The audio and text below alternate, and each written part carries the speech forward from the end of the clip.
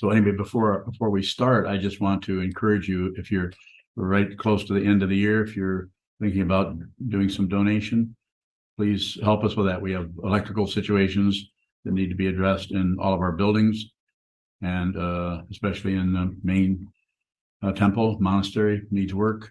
Please and thank you. And thank you for just coming to support. Some of you I see here, I've been seeing your faces for years. We've never talked much, but still supportive. If it's supportive to you, it's supportive to everyone. It's not separate. It just might look like it, but it is not. Tonight's Dharma talk will be actually a little bit different. Something we did last, I guess it was Sunday, is a what's called Mountains and Rivers, which means it's just a Q&A, another word for question and response. So it'll just have a date on it. So if it shows up on YouTube as Mountains and Rivers, it'll be 12/13/23. Hopefully somebody writes that down. And so please, if you have questions, we'll start in the window. Yes, sir. Go ahead. Shoto bowing. When you say, like in the instruction tonight, anything that shows up is what we need to see. Yes. Does that include when we're pushing away what's showing up? Yes. Because you're aware that you're doing that. We just have to be aware of it. There's nothing to fix. If you think that's some kind of absolutist statement, then you're misunderstanding, and you could look more closely at the concepts that we are all obligated to use because we have to talk. So we're going to say things that might be assumptions might be made about that. More? Not yet. Was it good? Those are good bowing. Is there a difference? The poll is right there. That's all right. Just don't cross your eyes. Is there a difference between meditation and sitting still?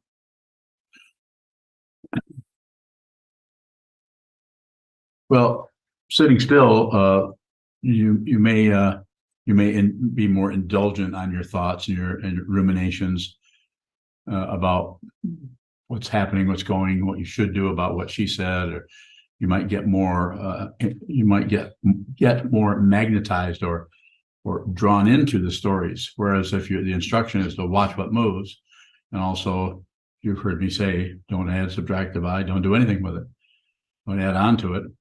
But if you find yourself spontaneously adding on or commenting, then you need to watch or observe that also.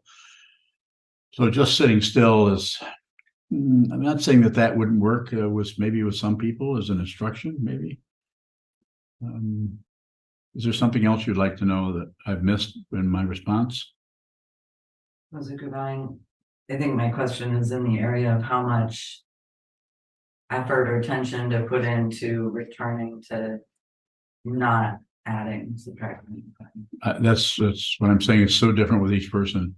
Some people's, the form of suffering that some people are going through is, they might be sitting right next to you, but it's very much different than the other person. We have to do it ourselves individually. That's why the blanket teachings work to some extent to get us going. But at some point you need to customize it yourself. I wouldn't go too far and think you're in charge if you've only meditated for 8 or 9 years. That's too quick. You need to do this a lot. And don't do anything unless you have to. Go ahead. Those are good bowing. If it shows up as though I'm forgetting the instruction, as though I've lost the intention, is that not enough effort? That's awareness. And there's a kind of a conclusion going on there, but it doesn't sound like it's heavy on the identity of someone who's concluding. It's just simply a conclusion, much different than someone who is concluding something with some kind of agenda behind it, what they're going to do, how they're going to operate, how they're going to clean up their act, and all that other baloney. But just to see that you're concluding is just awareness. That doesn't. There is no solid being anywhere. So that's why you don't have to go in and remove the ego or something like that. You just have to see it, and it takes time to see it. We spend a lot of time, energy trying to push away aggression.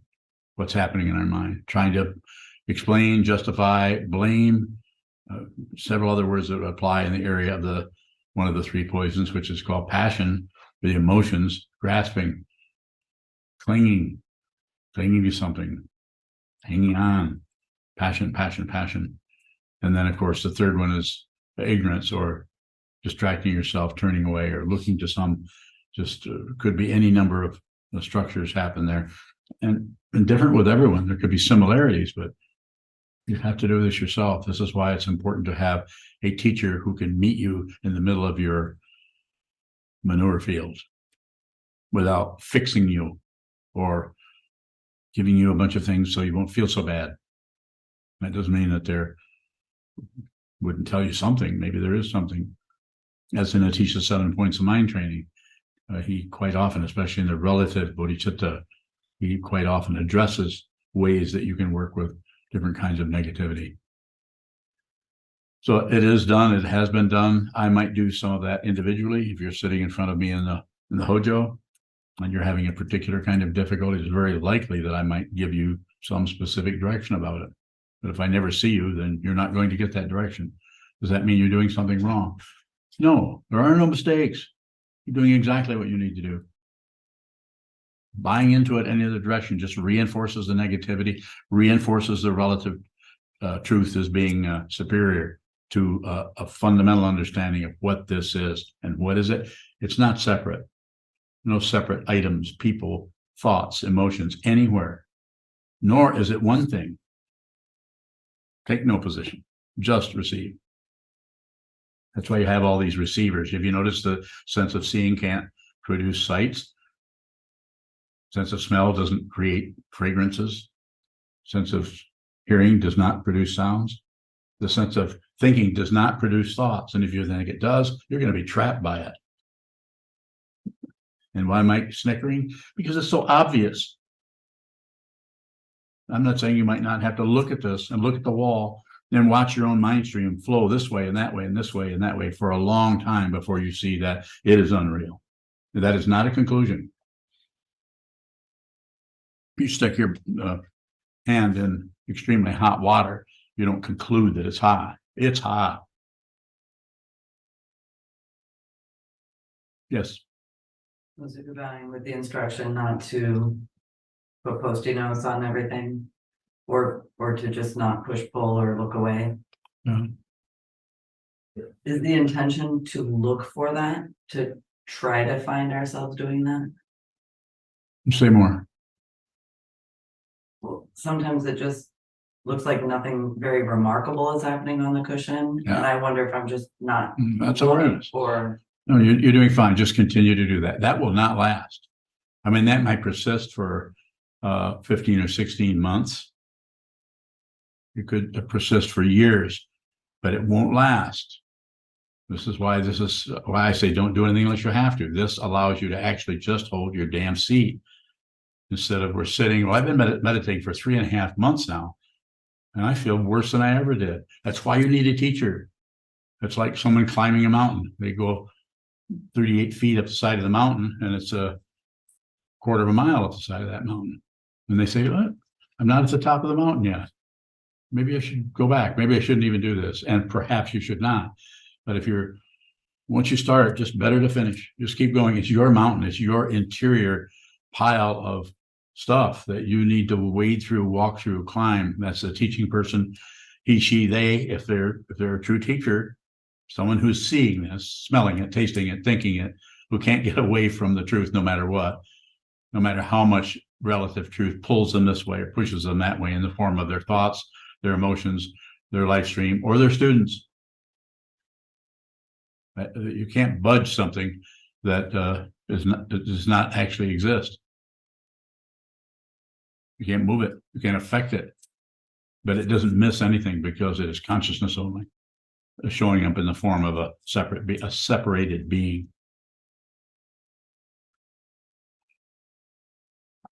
do the three poisons always show up with a comment, a thought? Most usually, when you say, in your experience? Like about, I'm not sure. Sometimes it seems like there's just an energy or an emotional, yeah, without any content. And I wonder if that's also the three poisons. Yes, it's like a lot of negativity without any story sometimes can feel like depression. We don't know what it is, or we don't know why. It doesn't have a why or wherefore. It just sucks. So we might, if we don't have a path, we don't have the support of this spiritual path, we go to mundane ways to work with that. You can affect a change there. There are techniques and all kinds of techniques. Since the early psychologists, psychoanalysts, and so on, Freud, Adler, C.G. Jung, etc., since they came and started to look more directly at how to work with this mind stream. So there are techniques to work with that. More? So if a tension of some kind shows up, that's just sort of visceral, but there's no particular object, is that still passion or aggression? I wouldn't know how to identify that. Probably. There's no object, but there's some kind of irritation or abrasion or some kind of stickiness or something very hot or something very cold or sharp or biting. All those textural statements may show up without a content or like a storyline about it. Needs to be seen. Just be aware of it. Don't push it away. Do nothing with it. Especially don't do something like, why am I feeling that way? Might take you a few years, might take any of us a few years to just stop giving free rein to the ego. Why am I doing this? Because an answer will come back and it is circular and it'll be similar to what I'm about to say. Because why? Well, because she said, he said, they said, you did, you didn't, you should have, you shouldn't have. We buy into relative truth. It's all over the place. We all experience some of this. Everyone in here that I've talked to, I've not talked to all of you, but I've talked to most of you. Everyone's experiencing some kind of difficulty that seems to have some kind of a cause. But if you buy into that and think that you're having that experience, this is the very nature of delusion, to believe in a separate self and to believe in a separate other, just because you believe the illusion. It's that powerful. It's extremely powerful. And you can't do away with it. You can't get rid of it because it's unreal. You need to see through it and see that it is unreal. There are teachers out there, not just Buddhists, or in other traditions, Advaita or non-dual, Vedanta, other forms that I don't even know about, but are talking about you're not separate from anything. But just the concept of that isn't enough. There needs to be, as is said in the Yogacara tradition, I believe that's the tradition. There needs to be a turning around at the basis of consciousness, of some kind. Basis of consciousness that is providing us with all this stuff, memories, this and that and the other, opinions. There needs to be a turning about there. Fundamentally, nothing happens, but turning about is a way of talking about it. More. When you encourage us to be aware of passion, aggression, and ignorance, Yes. does that mean we need to be able to recognize something as one of those? A little bit, but not much. It'll just, you study this enough, you'll just see what is pushing, which is aggression, or what is pulling, which is passion, or what is shutting down or turning away or distracting yourself. And they can show up combinations of that. The important thing to see is that whatever shows up, you don't want it. Or whatever shows up, you want more of it. Or you want less of it. Or you don't want to be bothered by it. There's the three poisons. Those three are what the second noble truth is about. The first one is life is suffering, or difficulty, or pain, discomfort, dissatisfaction, don't like it, don't want it, don't want to be here. And it comes up in different packages. And the why there that the Buddha shared with us 2,500 years ago is we want something else. Simply put, desire. The desire may be aggressive stuff. It may be passionate, grasping, clinging, greedy stuff. It may be some kind of just not wanting this, so just distracting yourself. Those think about something else. More.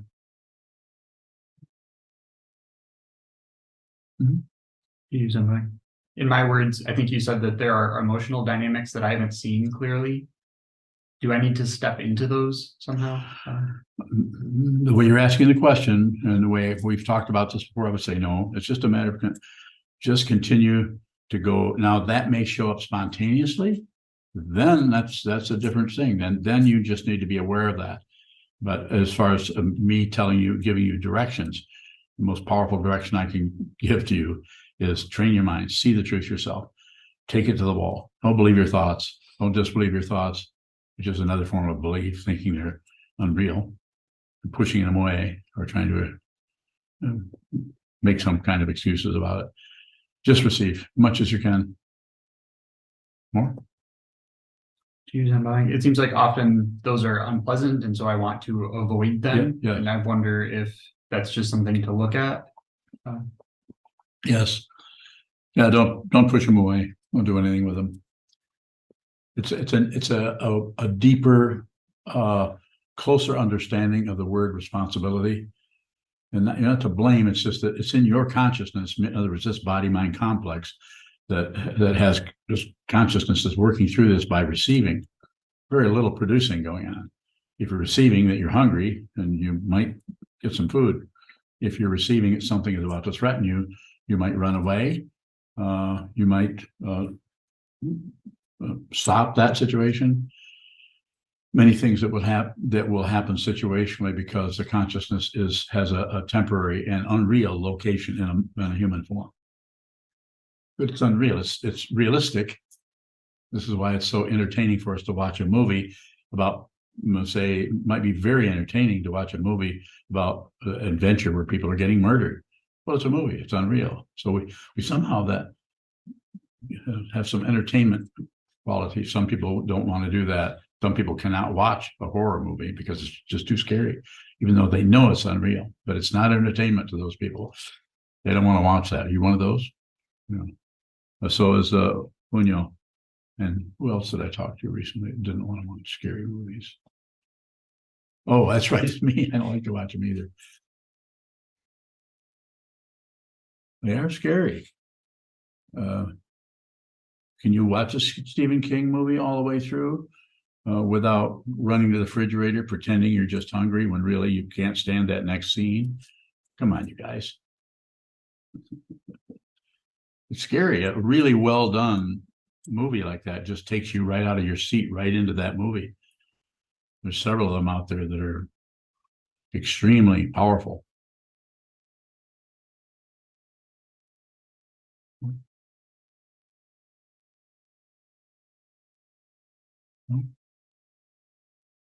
Yes. What about you? Tell us to get to know ourselves. Yes. Is that getting to know the illusion?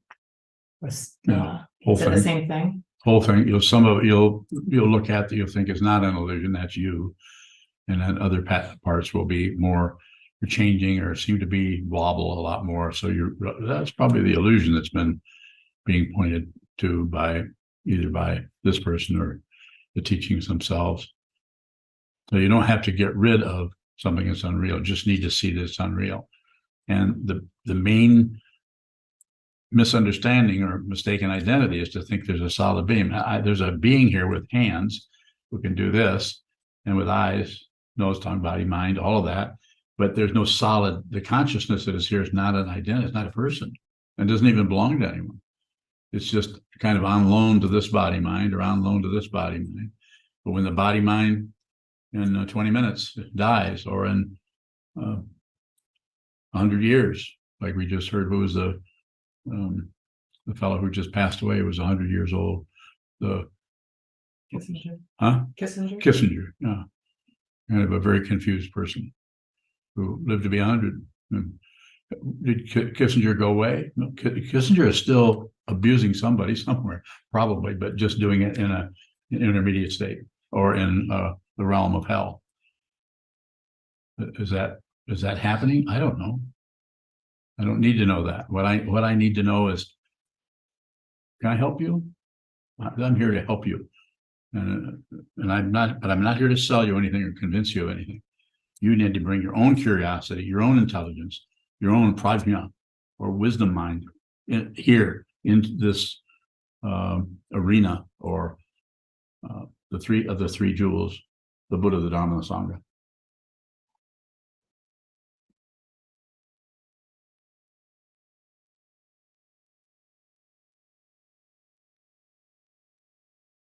About a minute ago, you brought up turning around their faces. Yes, It sounds like some kind of rotation. it does. What is that describing? It's just something that they're trying to describe that I don't know what else to do with it other than try to use it. Nothing really happens. That's why it's so difficult to explain this or track this down or put this in a book or something. That's why the book that I have, the 108 Meditations, most of the book is telling you how to see this, not telling you what it is.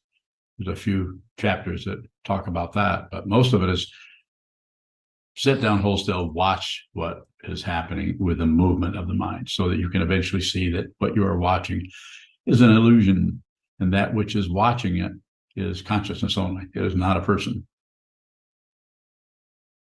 You have to see it. Yes, go ahead. Sokuzan, the idea of something turning around makes me think of an eyeball seeing itself. Mhm. Is it pointing at something like that? A little bit. That area that we call the Alaya Vijnana or Vijnana is not, doesn't have any location particularly, but we need to talk about it a little bit because things that we remember are coming from somewhere and things that just show up out of nowhere that are triggered by this or by that don't have any present energy here, but have a ton of energy coming through our mind stream from where doesn't seem to be a location.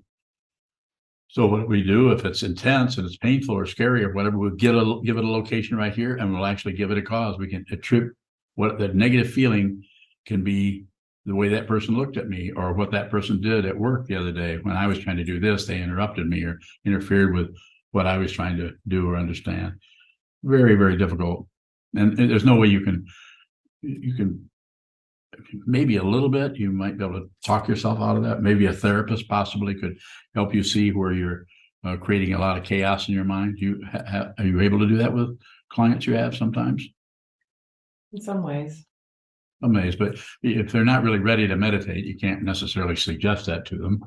You could, but it's then you have to support them. You have to be their meditation teacher for the next 30 years or something.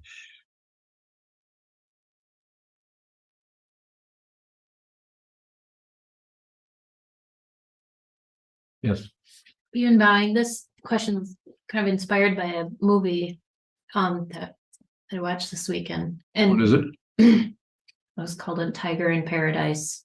A Tiger in Paradise. Okay. Yeah.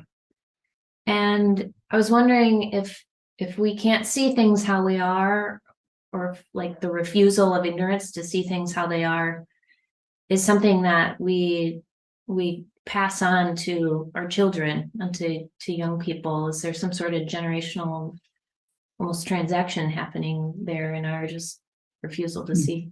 Probably some there because they're patterning themselves after your life and getting their values from you to some extent and from this culture, the society, and so on. But everyone has their own susceptibility to this and their own ability to see through that and not necessarily buy into what society is saying. Right now, the whole culture is pretty crazy. It's pretty divided, as we know. As far as right or wrong, it's quite a magnet to draw us this way or draw us into that way. But I think there's some of that happening. It's so complicated that you can't really say, well, if your parents did this and this and this, then you're going to pass that on to your children. No, I certainly never lifted my hand to my children, and I got the opposite treatment.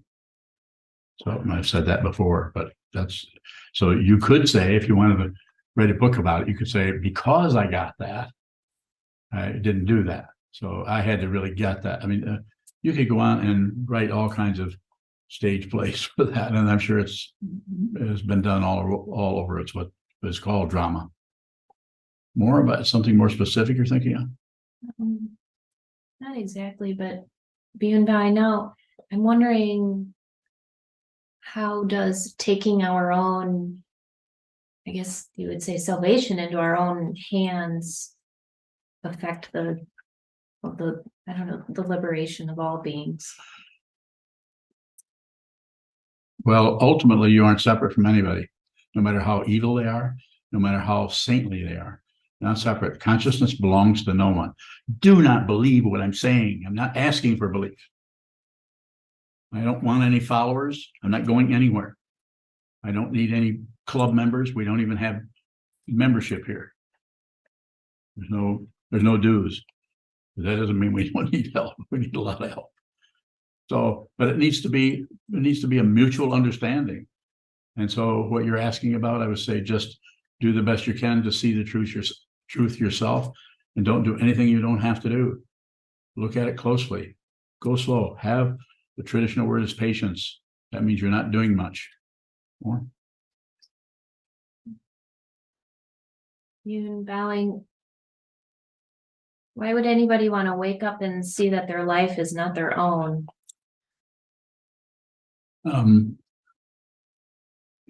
They probably wouldn't.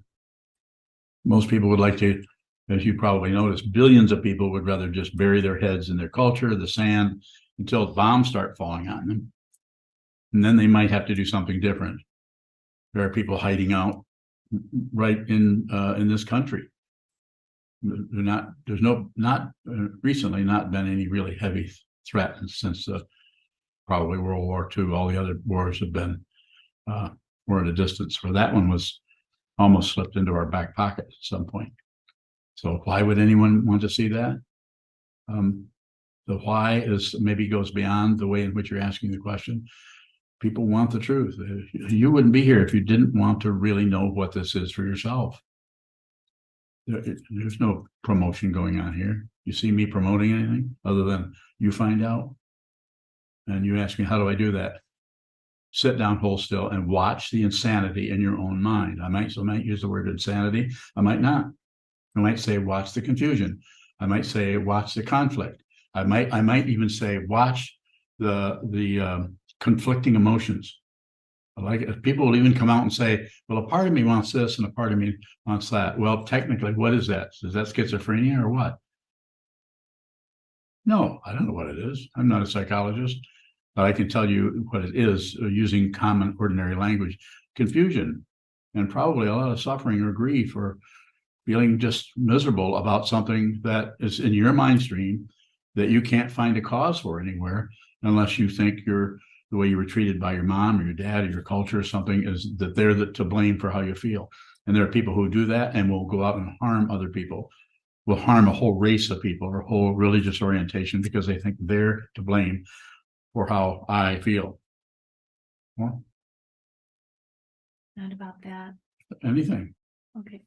Beyond bowing, I'm wondering, when we ask the question, what is this? And there it is. You described the other day about how we can see like the surface of it. Yes. And so I'm wondering, what is the depth quality and the surface quality of asking, what is this? Okay, so first of all, there's no depth until you see what it is. And then there's still no depth. So first of all, there's no depth. You see what it is. And then in the interim, you start to have the impression you're starting to get somewhere. And then you see what it is and you realize there's no depth. So you have to leave home. You have to leave the structure of your beliefs and your attachment to things in order to see fundamentally what this is. And what it is fundamentally actually is ultimate understanding. That's sometimes called enlightenment or realization or seeing your true nature. If you see that, you won't have seen anything. Because if you see something, it won't last. It's relative truth. It's a spiritual path. You can do this. If you're interested, I will help you. If you're not interested, you know what my comment is on that. Go do something else. Go find something that's meaningful. It's perhaps your life is meant to do something else. Maybe you're meant to be here for 2 years and now you need to go do something else. I won't interfere with your karma without your permission. But if you come in here, then there's going to be some interference, because what I'm seeing is people's minds spin and they hurt themselves and they hurt others. And if you realize who you are, you won't, because everywhere you look, you'll see yourself. You wouldn't hurt, you wouldn't walk down the street, you wouldn't cross the ocean with Bradley fighting vehicles and harm other people. It's like cutting off your fingers. You're not going to do that everywhere you look. This is you, everywhere it's you. It's not something to believe. You have to actually see that. If you see it, then the past and the future are gone. And you just understand it and you function appropriately. When I say appropriately, what do I mean? You meet things where they're at. Sometimes you meet things where they're at and you need to keep right on going. Sometimes you meet things or people where they're at and you need to turn right and devote all your time to helping that person. But thoughts will not lead to that appropriateness. You know why? Because they go in circles. Should I use a lower voice? Because they go in circles. Circle. Why? Because. The whole world is working on that all the time. Praise and blame, praise and blame. Hope and fear, hope and fear, hope and fear. Duality. You don't have to do that. But it might take you a while of looking at the duality in your own mind before you see that which is observing the duality is not participating. It's not accepting, it's not rejecting, and it's not turning away. This is your innate Buddha nature, awakened nature. Who you are never sleeps. The body goes to sleep. Who you are never sleeps. Don't believe anything I say. I might be totally confused here, and you would be making a mistake to come this way.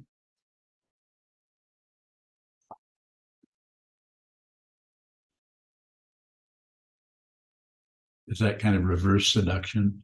Like I say, don't come this way, but I know you might. And you bring some money with you. Yes. More? If you see what this is, you won't care what happens. But if you see what this is, you will have unending compassion for everyone. Unending. Just like you have compassion, natural compassion for your daughter. It's natural. You don't have to crank it up. That happens in every direction. Even more so, perhaps, than your daughter, because she's doing fine. You see what I'm saying? It just extends. You don't see separate people anymore. You just see yourself everywhere, just like you see yourself in your children. Only it's overwhelming. If it showed up as a feeling, you might not live through it. That kind of compassion may not come into the conscious mind. Like, I think I'm hungry. I think I'll go get a sandwich. That still will operate, but the kind of wisdom and compassion that is that you are not separate from may not show up in this human form as some kind of experience of being wise. More. Go ahead. Yun Bowing, I think it's interesting that you use being a mother as an example of compassion, because I think it's not unlike mothers. There are a lot of mothers that I've met to have a lot of guilt for what doesn't look like compassion a lot of the time. Sure. So I'm just using it as generally speaking, it's as a way of talking about it. Obviously, there are going to be some mothers who, maybe because of the way they were treated or the kind of upbringing, or who knows what causes and conditions are behind that, where sometimes someone who is a parent actually ends up not being so kind to their children. That is very, very complicated karma. and cannot be repaired or fixed. It has to be seen. You have to see it. So be responsible for it rather than like I did at one time, actually blamed my stepfather for mistreating me. Now I can see that it was his karma. He didn't have any opportunity to go any deeper into his mind stream. And if it was presented to him, it might not have been, his lifetime was probably not about that. It would not show up as an opportunity. This is why we say free and well favored. You're free to come to a meeting like this, and you're well favored in that you actually are open enough to listen to what is being said without just coming to conclusions of, well, this is crazy. That guy's saying, don't believe anything I say. Well, what the hell's that about? Who's he trying to fool? And they could go another way. Should they? Of course. Not ready for this. I'm not here to butter anybody up about anything, but also I don't want to be mean or disrespectful to anyone either.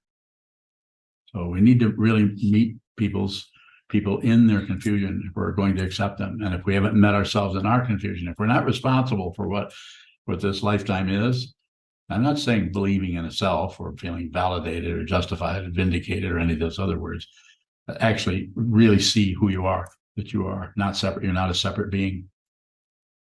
If you see that, you'll stop fighting with yourself in your own interior warfare, and the warfare out in the world will come to an end. Because instead of seeing an enemy when someone acts this way, or whether you're projecting on them, or whether they actually are creating a bunch of chaos in front of you that's destructive, you also see much more deeply into it that they're also suffering and trying to cover up their suffering by some of their activities. More? No, thank you. Thank you.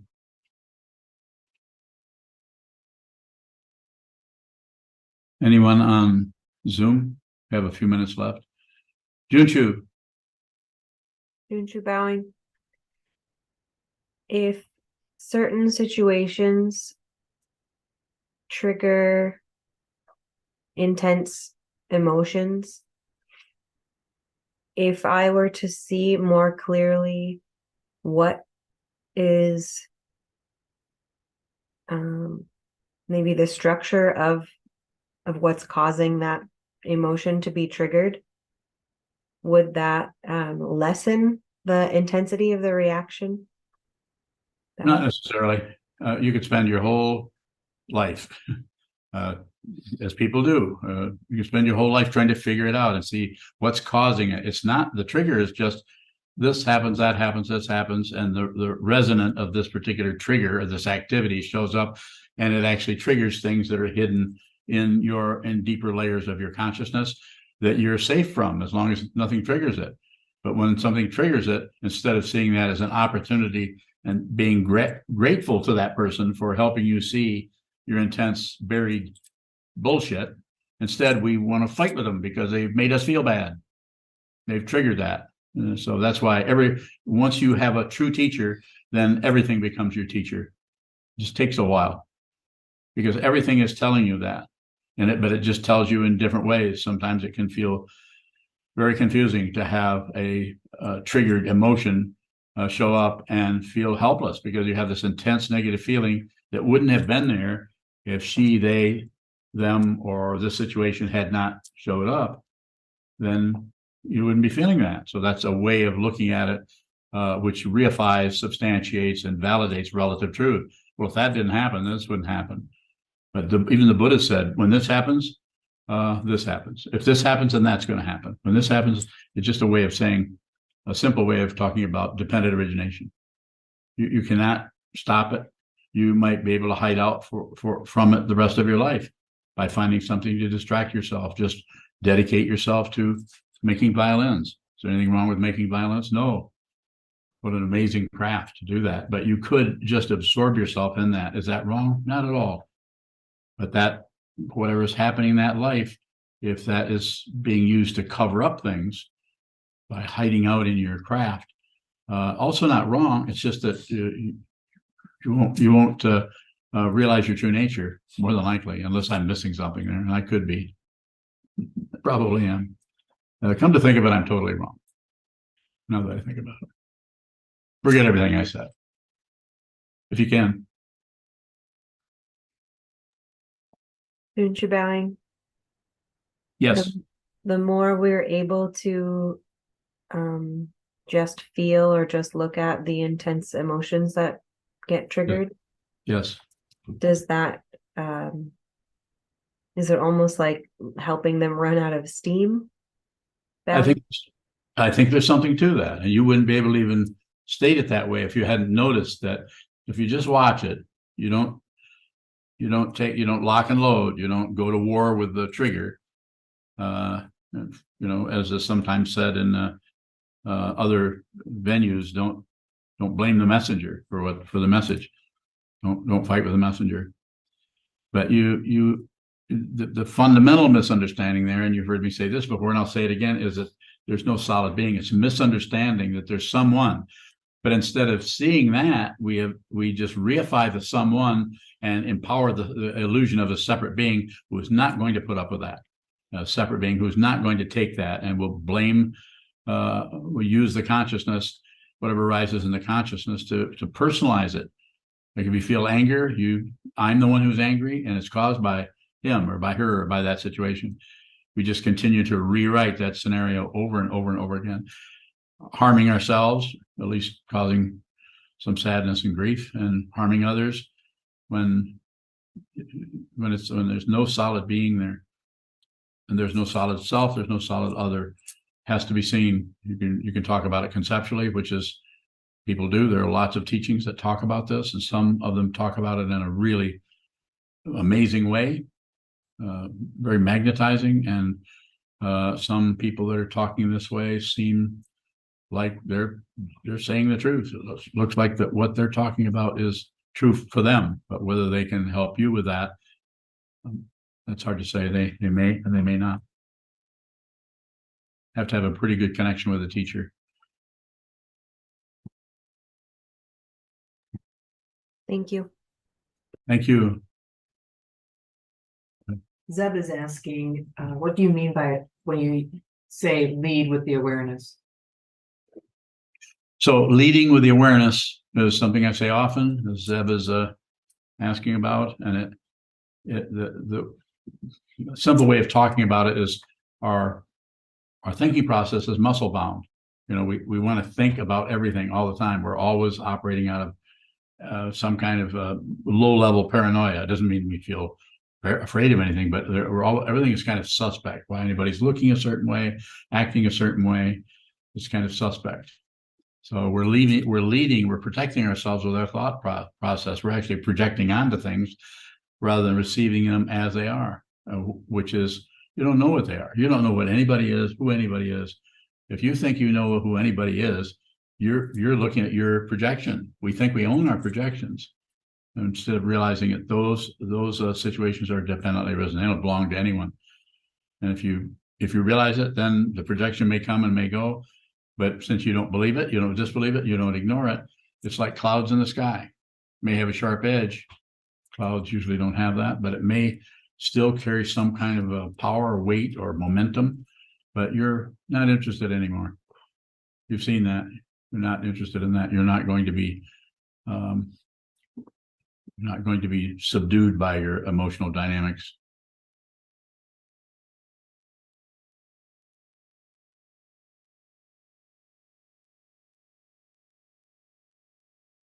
David is asking, David Curtis, Yes. sometimes I get angry when my mind wanders during meditation. Is it all right to channel that anger into intention to looking at the wall? I wouldn't go that far. Don't get too complicated. Just watch the anger. It's just whatever rises, it's free game, to use the hunting metaphor. Whatever rises, just receive. Whatever goes away, just watch it. If it comes back, just observe. Just don't do anything with it. If anger comes up, don't fix that. Just receive the anger. Don't leave it to go to what caused it, even though you can. Then if you do spontaneously leave it for something else, then just observe that.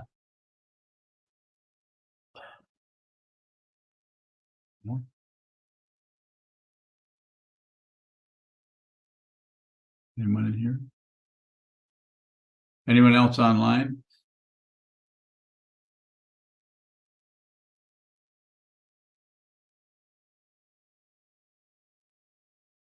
Wonder by when you said lead with awareness, is it something that we can do off the cushion? Bowing? I think it starts to happen spontaneously, and it can show up. The way it will show up is the part of the mind that we call the ego, or the self-centered mind, the hope and fear base, the area where we don't want to be wrong, we don't want to be embarrassed, we don't want to do anything that looks funny, or someone notices that we made a mistake. We feel self-conscious about that. We want to cover up the mistake or not making a mistake or hide ego. And so leading with the awareness means that you're no longer, I wouldn't say you're completely fearless, but since there's no strong self-centeredness anymore, you're free. You actually can go here, go there. If you start to get irritated with something, you're not concerned about, oh, people, you're a fully ordained, transmitted priest. You can't get angry. Well, watch me. I have some people actually have left me as a teacher because I'm too cranky and too ornery. Does that mean they're missing something? I don't know. It's their karma. They're doing whatever they need to do, and they should do it. They should do whatever they need to do. Go ahead. Wonder by, you say everything that the teacher does is a teaching. If you're a student, but if You're you're a student of the teacher, Bowing? student of everything, that's why you need the teacher, so the teacher, he, she, they can introduce you to your world and show you that everything that's happening to you is teaching you. Receive. All of your sense fields, none of them produce anything. Even the thinking process is not a production of somebody, because there isn't anyone there. It's dependently arisen, just like sounds are. A lot more complicated. Sound is a lot more complicated in some ways than, say, a thought, but they're not that different. It's produced out of dependent origination. If you realize that there's no one here, then you can really function even more appear like a self. People will think, well, you're acting pretty egotistical yourself. Crazy wisdom form of the Buddhas of the 3 times. Crazy wisdom. It's crazy because it doesn't look like wisdom. Looks crazy. Find out. Don't take my word for anything. I had a teacher who helped me with that many years ago. Long gone. Chogyam Trungpa. Yes. Wonder by, so when we react with pride being hurt, how do we, in that moment, see it as a teaching rather than be absorbed in our emotional response? See that you're absorbed in your emotional response rather than jump out of that and try to laminate it with some kind of thought process about it. Follow me? Wonder by, it seems a lot easier said than done when you're Yes, it is. fully engaged in that emotion. Look what you're saying. You're describing something that you're very aware of. Can't ask that question. So you're on the side of the mountain. You use that image. You're not done yet. Keep going. The way your question works, I see how you're looking at that. But what happens is if there's some kind of accomplishment mentality happening here, then we keep trying to see why we don't get it, because we understand it. You just ask a question. Like you said, easier said than done. It is, because it's not something you do. That's relative truth. It's something you do. You get a degree. You study, you pass the test, you get a PhD or whatever you might get. So that's something you can do. This is a spiritual path, something you have to be aware of. And that awareness goes on forever.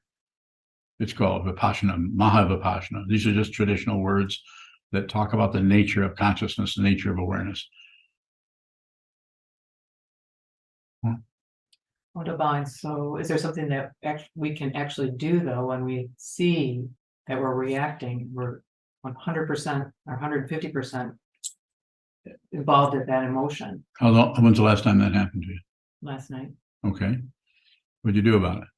I came into the Zendo and sat here, even though part of me wanted to, Part of it? yes. Which part? Of me. So which part was looking at the other part? Was there one part looking at the other part? Aren't you a therapist? Yeah. Everybody in here, That's what, everyone in here is grinning, by the way. And it looks like everybody on Zoom is grinning too. So, no, I mean it. Tell me. So it almost seemed like there was a part of me wanted to Yes. see this as a teaching, and part of me wanted to just sink into that emotion and just Yeah. go Run. down that drain. Yeah. And it's your response, everyone can relate to this in some way. We get into something, we can kind of see some kind of understanding about it, but we just can't do it because we're so saturated with the emotion and just sometimes, maybe not in your case, but sometimes just hatred. You just hate this. We're just sick of it. We're tired of it. It's we get disgusted with samsara because it's just such a labyrinth of passion, aggression, ignorance, hope, and fear, pride, jealousy, envy. And this is what's happening all over the world. A lot of people don't really realize that that's what's operating everything because they have an overlaying explanation for why they're doing things. It's a politics, it's their political orientation, it's their prejudice against different groups of people, and they just use that. There's no mind training there at all. Whereas you, in this situation where you're being encouraged to look at this, you run right into it in the Zendo, sitting down, holding still. You're watching at the conflict in the mind. And this is the ones who are creating the conflict in the world, the ones that are sending arms across the water to murder people.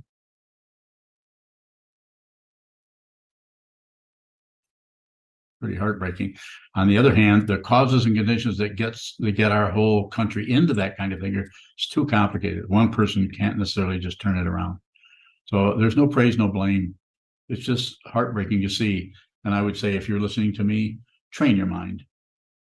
You may have to join this movement or that movement, or vote this way or vote that way, but find out who you are so you don't take your unexamined passion, aggression, and ignorance and impose it on anyone. Oh, Devon, you told me that it was an opportunity for me to see that I do not have control. It was. But what was happening in the Zendo is trying to control, trying to stop one and join the other, picking and choosing. Devon, so it seems like you're saying that we need to fail. Or I think you said that before. We need Probably. to really know failure. It's a fun. It's not. There's no one who surrenders, but it's a fundamental surrendering. That's pretty heartbreaking.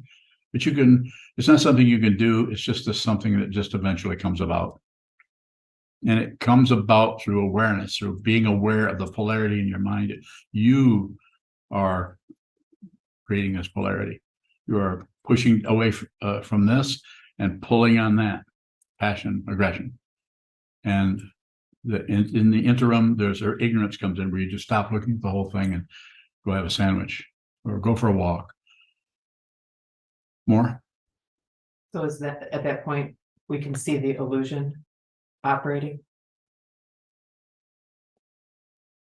At what point?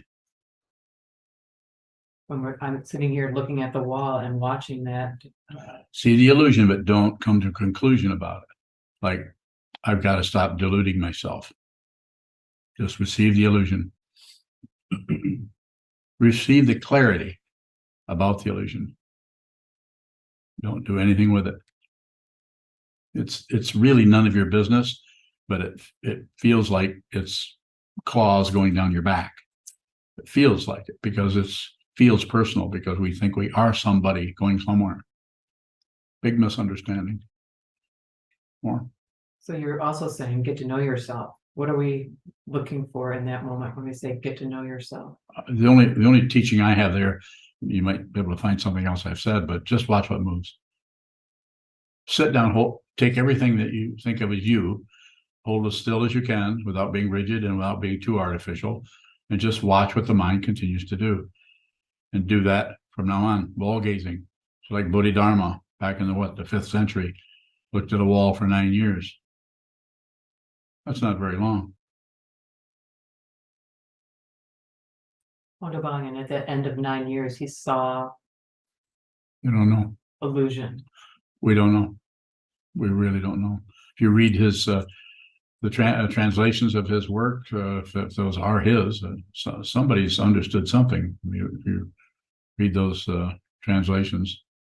Bunyar and I, with some help with a native speaker, are studying those in Chinese. We've been working on them for years. We just still don't know what we're doing, do we, Bunyar? Is it helping? I don't know. Is more? Is there a fine? Yes. Geez, and mine. When you say just hang out off the cushion, is Yes. returning to the intention off the cushion a cover up?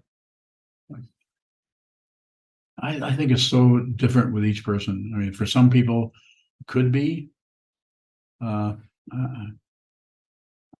saying that really is up to you. The most important thing that I can tell you that you should do, get to the cushion. You already do that. Get to the cushion. Hold still. Come to the book studies. Study the Dharma with Sangha and with the teacher as much as the situation allows. And ours is a pretty good one here from the ones I've seen. So I would say there's no standard for it where I would say you would always do that, but there might be some times when, because you're there, you're looking at it, you have that question now, so you probably had that question in the situation that showed up, and there may be a time when it would work one way and another time when it would work another way. Just based on all the variables that could happen in those two situations, two different times that look very similar, but are not exactly similar. So that's why I would say you look at it, and you, if you need some help, I can tell you the help I can give you. Don't do anything else you have to. So, and we talk about this quite a bit, about the way in which you practice. If I talk to anybody for very long, we talk about your specific practice and how you're working with this. And the way you work with things is different than others. The way others are working with things is different than what you're doing. Not better, not worse.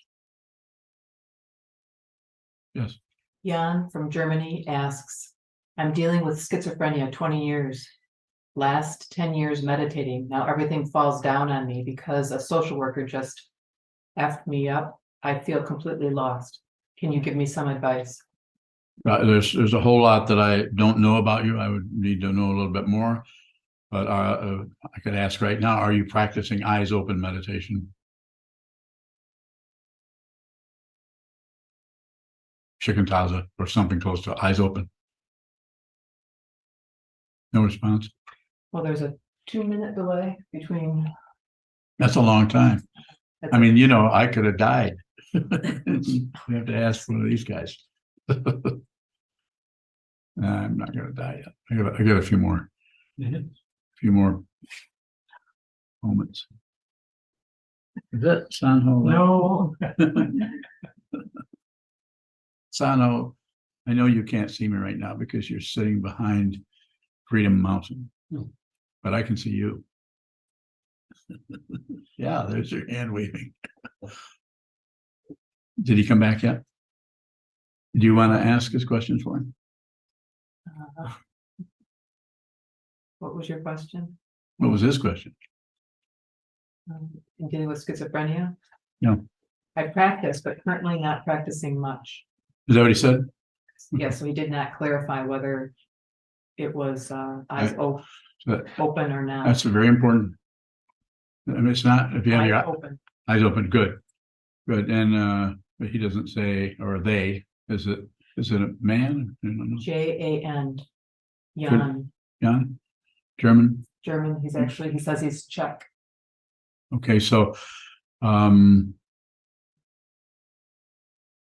I'm happy to, not trying to do anything other than respond to you, but I might have some things to say about that if I knew more about your situation, because it would show up differently. Some people, I would tell them immediately go into a solitary retreat. Be by yourself for 10 days, 2 weeks, but practice in a certain way. And other people, I would tell you to stop meditating and just deal with therapy. Another person I might say, find a different therapist. There's so many, there are countless things I would say to someone. And how do I know that? Because I've talked, I haven't talked to countless people. Although I can't count very well.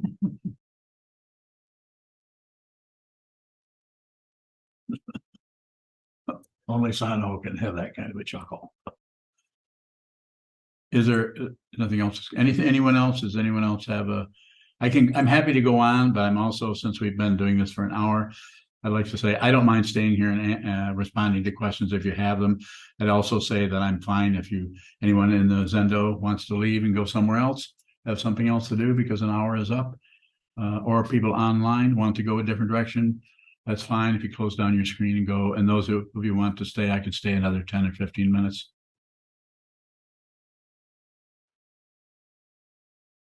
Oh, everyone just left. Yes, Using my, I wanted to ask a little more about returning the intention off the cushion. go ahead. It looks like there's some quality of maintenance, some quality of credentialing, but also just some quality of intention and wanting to receive. Uh-huh. So what is not doing anything with what's arising and returning to that intention? It's very hard for me to come up with a description that I can be sure that you're understanding. Thank you. You're understanding what, or that I'm understanding what you're saying clearly enough that I can respond in a way that would be helpful to you. So I'm not. Could you say a little bit more about it now? Take another trip by it. Using by it looks like returning to that intention is showing up, and so I'm wondering if not doing anything is just relating to that intention showing up, or if that intention showing up is already adding something on. Yeah.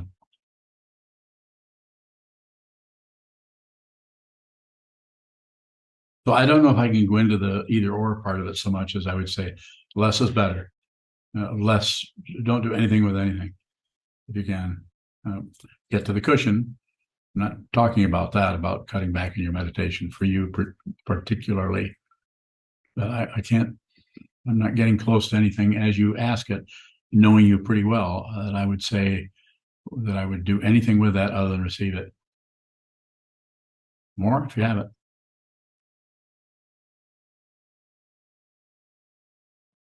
There's something coming up around the area of failure of like not receiving. So if you don't do anything, that will become more clear. You're doing things. Anytime you do anything based on wanting that, not wanting that, or not wanting to fail, or wanting to be more clear about when you're failing, that whole area gets to be quite stirred up. Whereas doing nothing, it's like water that you're not moving around much, and if there is any sediment in the water, it just starts to settle because you're not doing anything with it. Very nature of meditation is like that. Mind like water. Mizu no kokoro, I think is the Japanese for it. Just happened to show up a moment ago when I first heard that 60 years ago. Mind like water. Just let everything settle. If something comes up out of that, it probably needs to.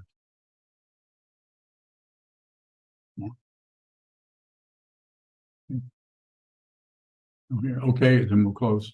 Thank you. Hi, my name is Shoto, and I am a monk at SokukoJi, where I am committed to training my mind under the guidance of my teacher, Sokuzan. We rely on your support for much of what we offer here. This includes building projects to create space for full-time and part-time practice residents. Thank you for your help.